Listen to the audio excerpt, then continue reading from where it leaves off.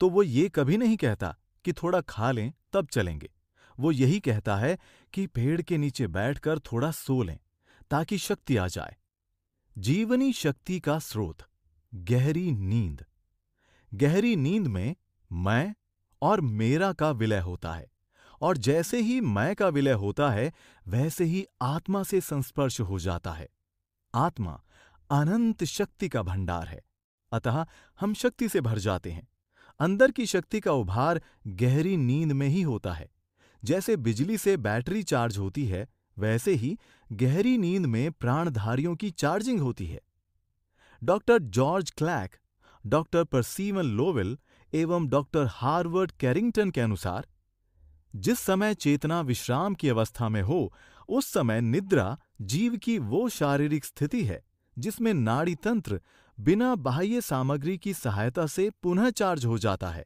निद्रा के द्वारा ही मनुष्य की नाड़ी प्रणाली में सक्रियता तथा ऊर्जा का पुनः संचयन होता है, जो कि उसने जागृत अवस्था में शारीरिक व मानसिक श्रम द्वारा खर्च की थी और जितनी उसको आगे होने वाले श्रम के लिए आवश्यक है। सोते समय मरम्मत का कार्य भी तेजी से होता है। चार्जिंग एवं मरम्मत दोनों काम गहरी नींद में ही होते हैं, जो कि स्वप्नावस्था के बाद आती है। गहरी नींद में चेतना काम करना बंद कर देती है, क्योंकि उस समय मनुष्य के अहंकार का विलय होता है। तभी चेतना अपने अंदर स्थित आत्मा से संपर्क करती है एवं शरीर में ऊर्जा का संचार होता है। ध्यान में भी इसकी अनुभूति होती है। चार्ट 1 में प्रातःकाल ऊर्जा का स्तर अ पर है। रात आने तक ये ब तक कम होती जाती है। स्वप्नावस्था में ये थोड़ी ब से स तक चार्ज होती है, परंतु स से द तक पूरी चार्जिंग गहरी नींद में होती है। चार्ट 2 में नींद एवं ध्यान में चार्जिंग के अंतर को समझाया गया है। यदि ध्यान अच्छा लगा है तो काफी कम समय में ही शरीर की चार्जिंग हो जाती है। भोजन के बाद विश्राम। समाज में ये गलत धारणा फैली हुई है कि भोजन कार्य करने से पचता है।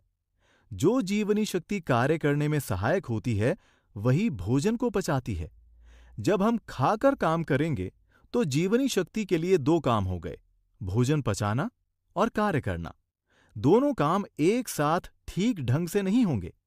आमाशय में भोजन पहुंचते ही जीवनी शक्ति उसे पचाने में लग जाती है। यदि उस समय हम बाहरी कार्य करते रहेंगे तो जीवनी शक्ति के पाचन के कार्य में बाधा डालना ही होगा। यदि उस समय सारे बाहरी कार्य रोक दिए जाएं और हम सो जाएं, तो जीवनी शक्ति भोजन को ठीक ढंग से पचा सकेगी। भगवान राम जब महर्षि विश्वामित्र के साथ यज्ञ रक्षा के लिए गए तो उन्होंने भोजन के बाद विश्राम ही किया। ऋषय संग रघुवंश मणि करि भोजनु विश्रामो। बालकांड 217। वन में भी भगवान ने कंद मूल फल का भोजन करने के बाद विश्राम ही किया। सिय सुमंत्र भ्राता सहित कंद मूल फल खाई।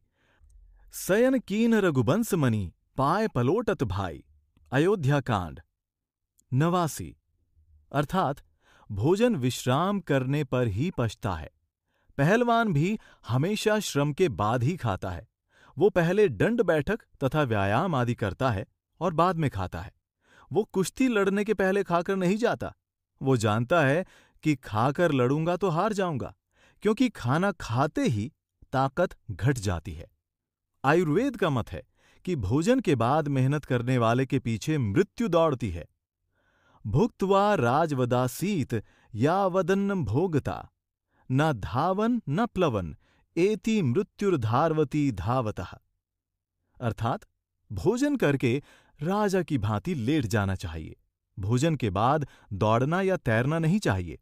जो ऐसा करता है, मृत्यु उसके पीछे पीछे दौड़ती है। भोजन से जीवनी शक्ति नहीं मिलती।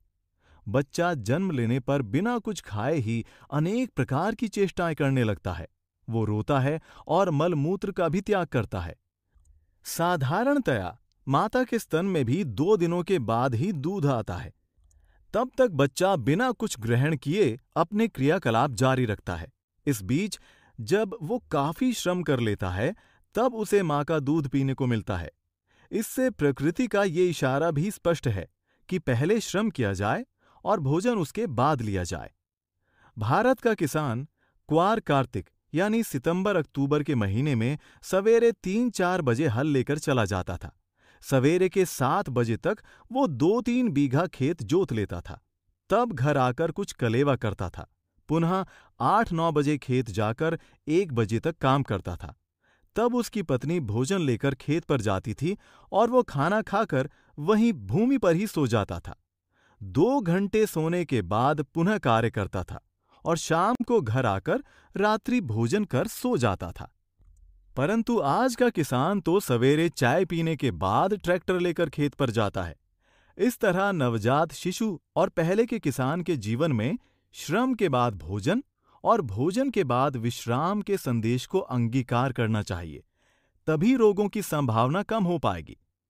कैलोरी सिद्धांत में यह भी एक दोष है कि हम भोजन के बाद विश्राम को महत्व नहीं देते और सही ढंग से भोजन ना पचने के कारण अखंड स्वास्थ्य की उपलब्धि नहीं कर पाते। हम भोजन खाते हैं और भोजन हमें खाता है। हमें अपने शरीर को बनाए रखने के लिए भोजन तो करना ही है, लेकिन सफाई का क्रम भी टूटना नहीं चाहिए। शरीर को पोषण की आवश्यकता तो मेहनत के बाद, कोशिकाओं की टूट फूट होने के बाद ही होगी। उस समय भोजन करेंगे तो पोषण होगा। मेहनत से पहले करेंगे तो मल का संचय होगा, क्योंकि ठीक से पच नहीं पाएगा। यदि भ्रमवश जीवनी शक्ति की प्राप्ति के लिए भोजन करेंगे तो भोजन हमें खा जाएगा। उपनिषदों में कहा गया है, अन्नम ही भूतानाम ज्येष्ठम तस्मात् सर्वोषधमुच्यते अन्नाद भूतानि जायन्ते जातान्नयन्नेन वर्धन्ते अद्यतेति च भूतानि तस्मादन्नम तदुच्यते।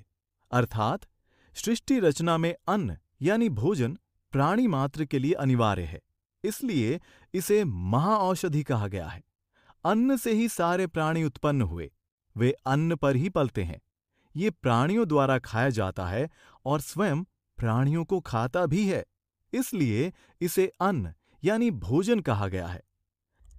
डॉक्टर लिंडलर का कथन है, जो कुछ हम खाते हैं उसका 1/3 हिस्सा हमें पालता है और 2/3 डॉक्टरों को पालता है। डॉक्टर डिवे ने तो स्पष्ट ही कहा है कि भोजन जीवनी शक्ति पर एक कुठार ही है। इस तरह ऊर्जा के लिए हमें इतनी कैलोरी भोजन लेना चाहिए। इस सिद्धांत से भोजन ग्रहण करेंगे तो भोजन के 3 ही परिणाम निकलेंगे। पहला थकावट, दूसरा बीमारी और तीसरा बुढ़ापा। IASS के साधक कई दिनों तक बिना भोजन के अपने सभी दैनिक कार्य उत्साह और क्षमता के साथ करते हैं। भोजन के अभाव में उनका केवल वजन घटता है, पर जीवनी शक्ति बढ़ती है। यदि भोजन से ऊर्जा या जीवनी शक्ति का सिद्धांत सही होता तो इन लोगों की जीवनी शक्ति तो घट जानी चाहिए थी। भरत जी जब नंदीग्राम में तपस्यारत थे तो उन्होंने भोजन का त्याग कर दिया था। उनकी देह दिन पर दिन दुबली होती जा रही थी, पर शक्ति बढ़ती जा रही थी। देह दिनहु दिन दूबरी होई, घट न तेजु बलु मुख छवि सोई। अयोध्या कांड 324:1। उनकी शक्ति ऐसी बढ़ी कि बिना फर के बाण से हनुमान जी को पर्वत सहित गिरा दिया। अतः ये प्रमाणित है कि भोजन का कैलोरी सिद्धांत पूर्णतः भ्रामक है।